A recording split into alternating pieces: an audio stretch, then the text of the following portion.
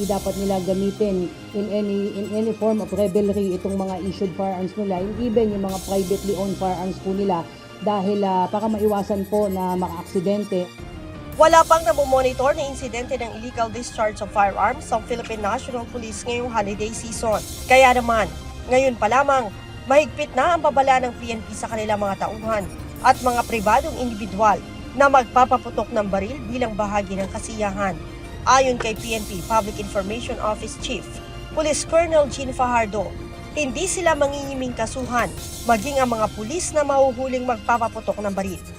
Alam po nila na ang mabigat po yung kakaharapin nilang kaso kung sakasakali po na sila ay mapapatunayang nagpaputok po ng kanilang baril. At this early pa lang po ay minomonitor na po natin kung may mga namomonitor po tayo at nare-record po tayo ng mga illegal discharge of firearms at saka yung mga biktima po ng stray bullet.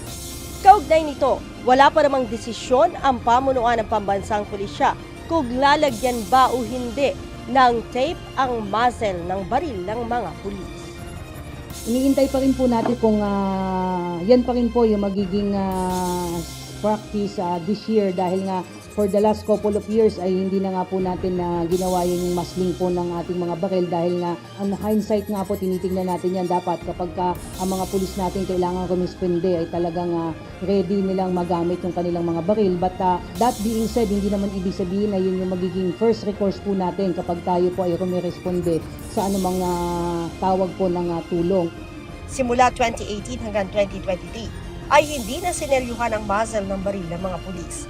Base sa datos ng PNP, January 18 hanggang January 21, walang naitalang tinamaan ng ligaw na bala ang PNP, habang mayroon namang tig-isa na naitala noong January 2022 at January 2023. Leia Ilagan, UNTV, News and Rescue. Diyos ang aming sandigan, serbisyo publiko ang aming pinahahalagahan.